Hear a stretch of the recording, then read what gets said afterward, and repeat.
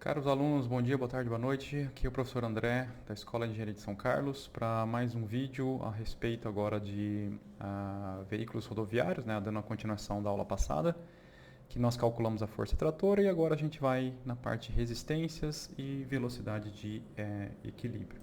Tá? Então, lembrando da aula passada, né, que a gente chegou até esse ponto, né, então caso você não tenha assistido, né, procure aí no card, aí vai ter o vídeo da aula anterior para você montar essa estrutura, tá?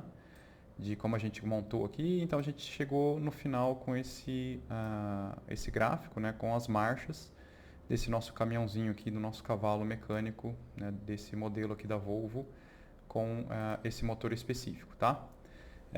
Então agora, como a gente já calculou o que o motor nos disponibiliza de força, agora a gente precisa calcular a resistência para a gente achar uma velocidade de equilíbrio. Tá? E aí eu trouxe aqui um exemplo, então, da mesma forma que a gente fez aqui, né, com o catálogo, então a gente considerou esse caminhão, né, esse cavalo mecânico aqui, 6x4. Né? Aqui a gente tinha também as características do motor, né, que vai ser muito importante para a gente definir, né, as questões de consumo e tudo mais. Né? Então aqui a gente tem a parte do motor que nós tiramos esses dados pelo catálogo também. Tá? Lembrando que tudo isso aqui são exemplos, tá? Que eu peguei da internet mesmo. E agora a gente vai usar esse rodotrem aqui, tá? Só para também como parte ilustrativa do problema. Então a gente vai usar essa carroceria aqui com essa configuração e aí tem aqui algumas medidas, né, que a gente vai precisar de, né, comprimento, altura, largura e tal. Tem inclusive aqui as dimensões, né, os pesos, o tamanho das rodas que vão usar e tudo mais, tá? Então é mais para a gente ter uma referência de valores para a gente poder usar o valor correto durante a nossa análise, tá ok? Então vamos lá. O que a gente vai precisar aqui? Então, esse rodotrem, né, lembrando lá pelas características de limite de peso, a gente tinha estipulado com um veículo, né, com esse cavalo, essa carroceria, no total a massa de 74 toneladas. Né? E ele vem bem, né, lembrando aqui da lei da balança, né, o eixo dianteiro é 6 e o duplo é 17, certo? E aí na nossa carroceria tem mais 3 eixos de 17, né, porque são todos duplos, né, 17, 17 e 17. Então dessa forma, se a gente somar tudo, né, então seriam 6 na frente, mais o 17 do cavalo mecânico e mais 3 eixos de 17 no rodotrem. Então o total nosso é 74, tá? Então só para ilustrar esse exemplo, a gente vai permanecer com esse valor de 74 como peso do veículo total. Lembrando que isso aqui, lógico, você vai pegar esses dados reais da balança, né? O caminhão tem que sair com nota fiscal e aí você vai ter o dado real do peso dele. A gente está usando o máximo da balança só para efeito ilustrativo aqui do gráfico que a gente vai obter, tá? Nossa planilha de referência aqui tem todos os cálculos. Então nós usamos na primeira parte a força trator e agora aqui embaixo a gente tem as resistências. Então nós precisamos calcular agora resistência ao rolamento, que depende desses parâmetros aqui. Então C1, C2, velocidade e o G, né, que é o peso total do veículo. E para o C1 e C2 já tem aqui algumas referências, né, e tem outras tabelas aqui, caso você queira utilizar outros fatores aqui para asfalto, terra seca, areia, enfim. A resistência aerodinâmica a gente vai usar este modelo, né, lembrando que tudo isso aqui são modelos que vão tentar estimar, né, um valor para essa resistência. Existem outros modelos que você pode utilizar, tá? Esse aqui não é o único, é só um dos modelos disponíveis na literatura. A aerodinâmica a gente vai usar o coeficiente de penetração, a área frontal e a velocidade ao quadrado. Tá? E aqui tem algumas referências também de CA, que dependendo da área e do tipo de veículo. E por fim, a resistência de rampa. Tá? A resistência de rampa, a fórmula aqui é 10GI, né? Dado que você vai entrar com o peso em kN e a declividade da rampa em número inteiro. Tá? Então, por exemplo, se a rampa é de 2%, você vai entrar com 2 aqui. Tá? Essa fórmula, ela realiza a conta desse jeito porque ela devolve em newtons, tá? Então, se você tem uma rampa de 0,5%, você vai entrar com 0,5, tá? Agora, se você tirar esse 10 aqui, você tem que entrar em kilonewtons e o I em decimal. Então, 2%, 0,02, aí ele já sai o RG em kilonewtons, tá? Mas essa aqui é a fórmula na literatura que você encontra, tá bom? Então, ó, o que nós fizemos na primeira aula? A gente colocou todas as rotações aqui do motor, né? Então, para cada marcha, todas as rotações disponíveis e a potência do motor já estão aqui. Então, para cada marcha, você tem as mesmas rotações, né, disponíveis para você utilizar. E, consequentemente, você tem uma velocidade diferente para cada marcha. E aí a gente calculou, então, a força de aderência e a força de cada marcha. Então, tá vendo que você só tem força aqui nessa primeira parte, que corresponde à primeira marcha. E aí, consequentemente, você tem essa segunda camada de forças, que é para a segunda marcha, e assim por diante, tá? Então, finalizamos isso aqui, a parte de força tratora, e agora a gente vai fazer a parte de resistências, tá? Então, eu vou adicionar aqui mais algumas colunas aqui no final. Vou adicionar aqui mais 4 colunas à direita. Então, nós vamos calcular agora resistência ao rolamento, tá, em kilonewtons, para manter todo mundo na mesma unidade. Resistência aerodinâmica em kilonewtons. Resistência de rampa em kilonewton, caso exista. E a resistência total em kilonewtons, tá? E essas aqui vão ser as nossas resistências finais. Vou colocar aqui tudo em amarelo. E a gente vai fazer esse cálculo. A mais fácil de todas é a total, né? Isso aqui nada mais é do que a soma dessas outras anteriores aqui.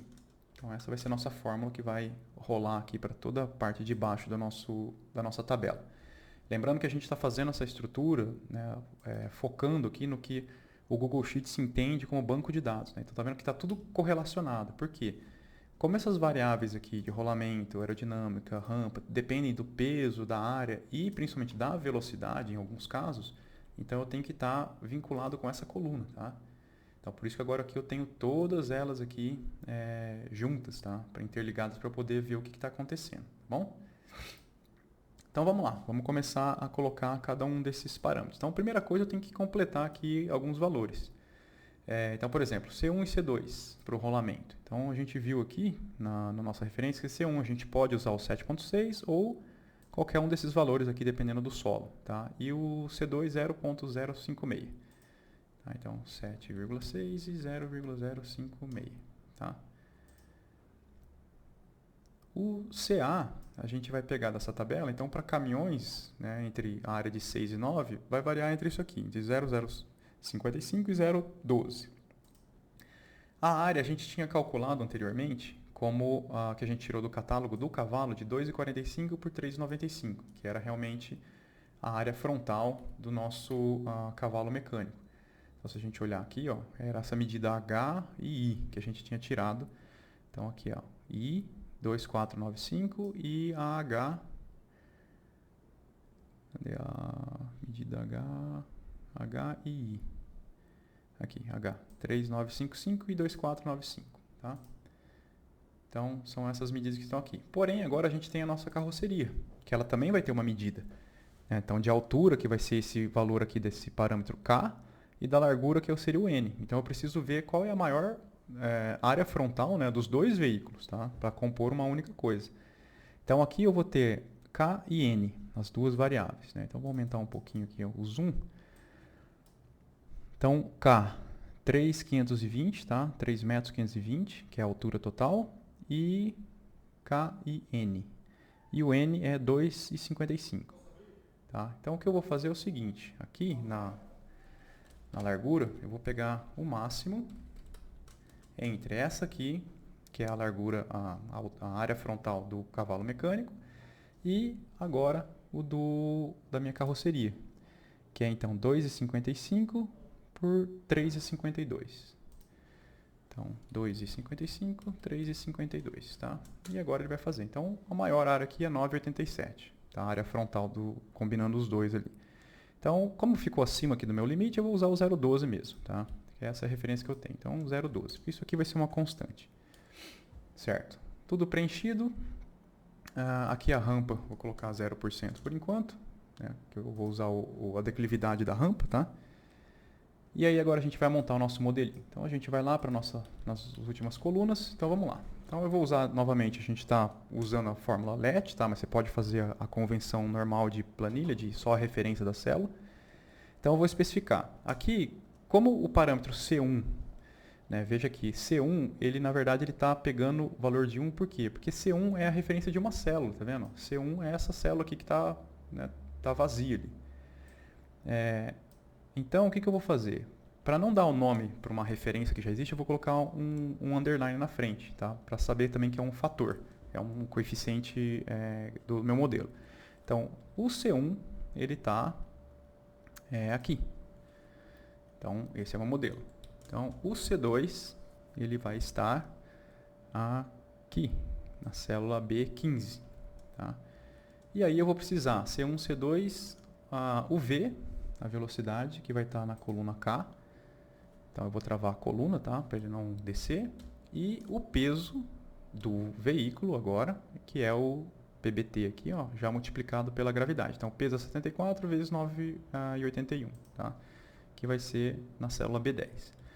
Então, novamente, fórmula LET, você dá os parâmetros, tá? Então, aqui ó, eu dei o parâmetro C1, que está no B14, que está aqui, C2, que está no B15, o V, que está aqui na coluna K, e o G, que está no B10, tá? Então, depois que você compôs todas as variáveis, você coloca a fórmula, né? Então, a fórmula é C1 mais C2 vezes V, tudo isso vezes G, tá? E aí você fecha, e aí você vai ter aqui o seu valor da resistência, tá? Lembrando que sempre é bom anotar, né, e saber a referência que você está usando. A nossa resistência aqui, ó, você entra em kilonewtons, que a gente entrou lá com o valor correto, a velocidade em quilômetros por hora, e o C1 e C2 são dados aqui, que é em newton por kilonewton. Então, como a gente está retornando aqui, a resposta dessa resistência ao rolamento é em newtons, tá? Mas como eu estou uniformizando todo mundo para kilonewton, então o que eu tenho que fazer? Esse meu resultado final, na verdade, eu preciso então dividir isso aqui por 1000, tá? Porque senão vai ficar muito grande.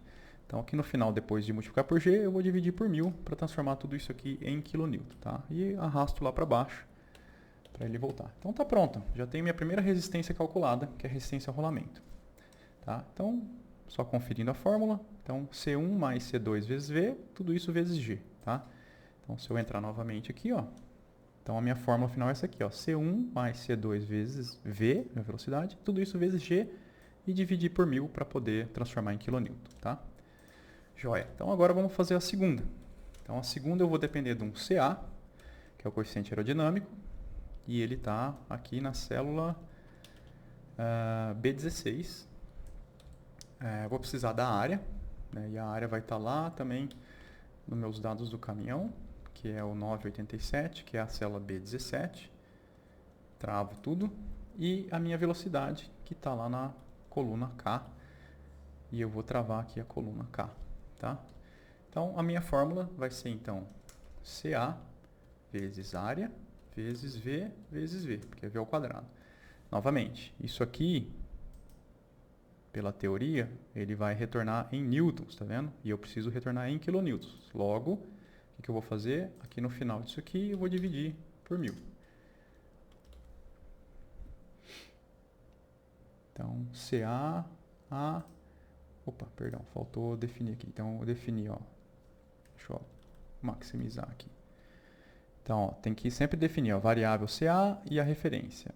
A área, B7, e aí ficou faltando aqui, ó, V, que está na K3.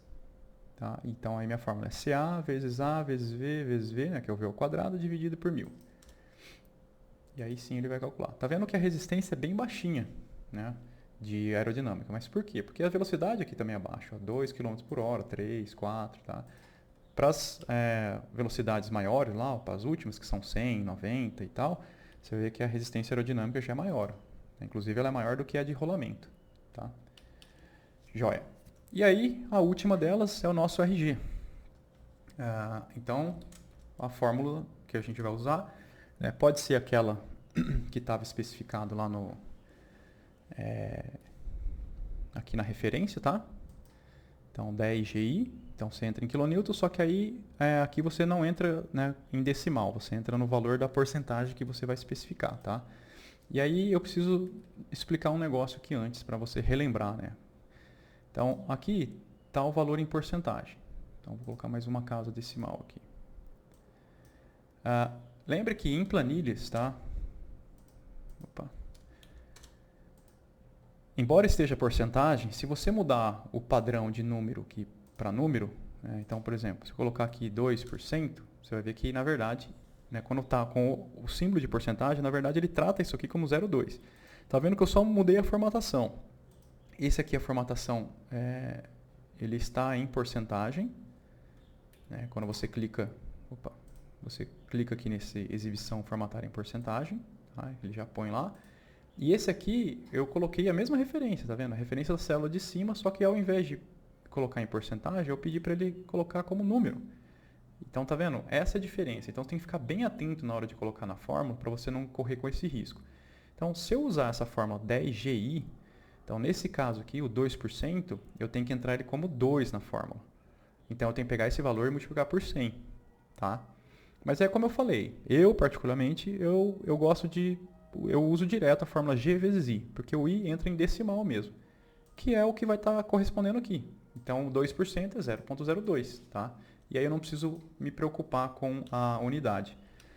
Então, fazendo essa fórmula, eu tenho o meu G, que é o meu peso, né, do veículo, que está aqui na célula B10. E aí eu tenho a minha inclinação, que eu vou chamar de I, que está aqui na célula F5. Né? E a minha fórmula é basicamente G vezes I. Preciso dividir por 1000? Não, porque eu estou usando, né, como eu sei que isso aqui vai entrar em decimal, e é uma parcela do peso que faz parte aqui da composição do grade, né, da rampa. Então, só fazendo isso aqui, ele já vai me dar em kilonewtons direto, tá? Eu quero usar a fórmula que estava lá antes, né? A fórmula que está aqui na literatura, 10GI. Então, vamos lá. Qual é a diferença? A diferença é que você vai colocar GI, só que aí você vai fazer 10 vezes G vezes I. Só que o I aqui, como ele está em decimal, você tem que multiplicar ele por 100. Tá? Senão não vai dar certo. Tá? E aí, no final, você vai ter que dividir por 1000. Tá? Então, por isso que eu já uso o GI, porque, na verdade, esse 10 ali é essa conversão do 1000 e 100. Tá? Então, eu prefiro deixar dessa forma. E aí você já tem aqui a resistência total, que é a soma dessas três componentes. Ok? Então, tá pronto. Isso é nosso gráfico de resistência total do nosso veículo. O que eu tenho que fazer agora? Agora é só pegar aqui pelo gráfico. Eu vou aqui editar. Lembrando que aqui, né, o que prevalece, então meu banco de dados está indo até a coluna Y e agora eu tenho que colocar até a coluna AC. Tá? Então, eu vou apagar aqui o Y e vou colocar AC, só para ele entender que eu preciso pegar mais coisas. E aí, agora, facilmente, eu venho aqui e adiciono uma série. Aí, qual série? Eu posso adicionar cada resistência separadamente, ou eu posso colocar só a total, que é o que me interessa. Então, ele apareceu aqui com aquela, né, com a achura aqui da área, mas lembrando que as únicas que são áreas são as marchas, porque você pode usar qualquer força para baixo da máxima. Então, o que eu vou fazer aqui é formatar. Vou pegar o RT, vou colocar ele como uma resistência, uma vermelha e uma espessura aqui mais forte. E vou apagar essa área embaixo dela, que não me interessa. Então tá lá, essa aqui é a minha resistência, né, do meu veículo, com esse peso de 74 toneladas para a condição que eu estou avaliando. Tá? Vou trazer o gráfico mais para cá, só para ficar mais interativo. Então veja que se eu colocar 0%, ó, minha resistência é lá embaixo. Então qual é a minha velocidade de equilíbrio? É qualquer ponto aqui dentro. Ó.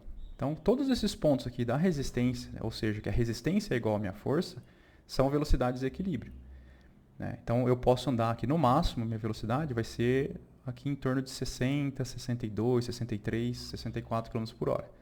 Tá? Que é onde tem alguma marcha, né? Mais aqui para frente, 70 km por hora, é onde tem uma marcha cruzando com a resistência. E aí você pode escolher qualquer uma dessas marchas aqui. Tá? Todas elas são factíveis de você utilizar. O que vai mudar? O que vai mudar é a questão de consumo.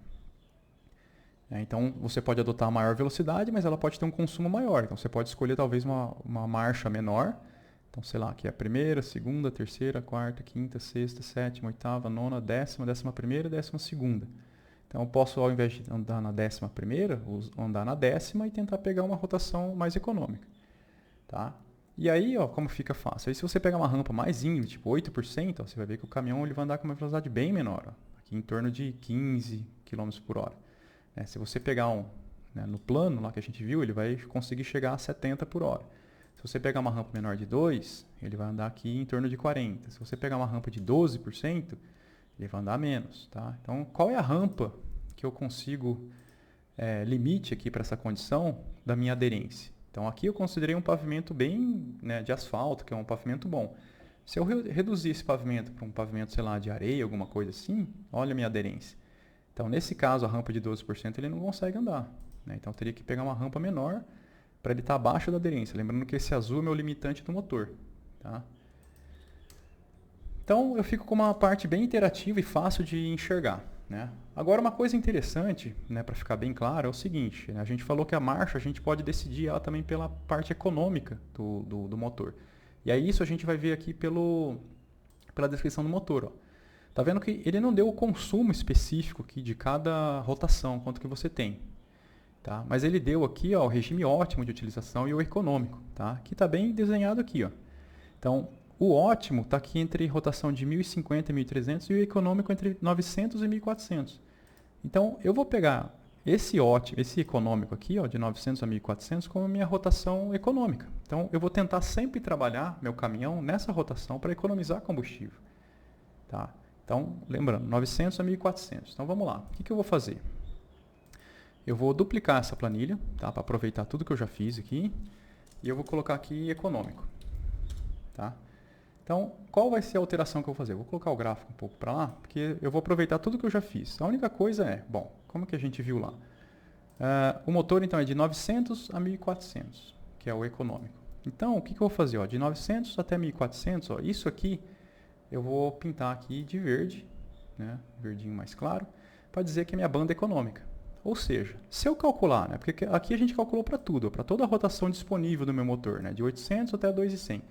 E se eu calcular só de 900 até 1.400? Então vamos lá. Vamos pegar aqui 900 até 1.400. Então vou colocar aqui. E aí eu vou... Então isso aqui vai ser a marcha mais 1. Esse aqui eu vou repetir a rotação a primeira. A velocidade aqui já está calculada pelaquela forma que estava pronta. E a potência tem que pegar sempre a mesma referência da rotação anterior. Tá? Então vou copiar isso aqui. E vou até lá embaixo. E agora, lembrar que eu tenho que parar na 12ª marcha. Porque não tem 13 marchas, tá vendo? Então, tudo isso aqui, eu vou apagar lá para baixo. Olha que interessante. Olha o meu gráfico, como é que ficou. Ó, lembrando que o que eu fiz, ó, do anterior. O anterior eu estava com o meu motor inteiro, tá? Rodando de 800 a 2.100. Toda a rotação disponível do motor. Aqui no modo econômico, eu só peguei a banda econômica que o próprio catálogo estava me oferecendo, que é de 900 a 1.400. Tá vendo? Todas as marchas, marcha 1, marcha 2, eu estou pegando só 900 a 1.400. Então, olha como fica mais simples de enxergar isso. Tá vendo? Ó, eu tenho as mesmas marchas, as 12 marchas, só que agora eu só tenho ela na rotação, né, onde eu tenho a força disponível de modo econômico. Né? E veja que cada motor ele é específico de um tipo de rotação e de um tipo de desenho da curva. Tem motores que pode ser do pico para a parte de baixo, tem motor que pode ser só entre a parte, né, intermediária. Esse aqui ele está mostrando que é o pico inicial. Então é da rotação mais baixa até a intermediária, que é a parte econômica. Então, ó, se eu colocar agora, voltar aqui, que é o exemplo que a gente estava discutindo anteriormente, sei lá, uma rampa lá de 8%. Então, ó, entre as marchas para 8%, eu posso usar a primeira, segunda, terceira, quarta e a quinta marcha. Então, tá vendo? Ó, a quinta marcha, eu estou numa área econômica, assim, nesse pontinho aqui. Mas a quarta, ó, eu tenho mais opções de área econômica. Então, talvez se eu andasse aqui na quarta marcha, eu não preciso ficar trocando de marcha e eu vou estar sempre entre 900 e 1.400, trabalhando no modo econômico. Tá? Então, esse aqui é o modo que a gente faz, né, que pode ser feito, né, para poder entender. Mas lembrando que, por que funciona dessa forma? Porque todas as fórmulas já estão conectadas. Né? Lembra que a velocidade depende da rotação. E aí a rotação agora a gente limitou ela numa banda que nos interessa só. Né? Ao passo que aqui não, aqui a gente estava olhando todo o motor, toda a disponibilidade de força que a gente tinha. Tá? Então, é assim que a gente faz. Então, para uma determinada velocidade, você tem uma rotação que tem uma potência e agora a gente está trabalhando, né, nesse gráfico aqui, a gente trabalha só com as rotações econômicas e com as forças disponíveis no modo econômico. Tá? Então era isso, pessoal. Obrigado aí e até a próxima aula.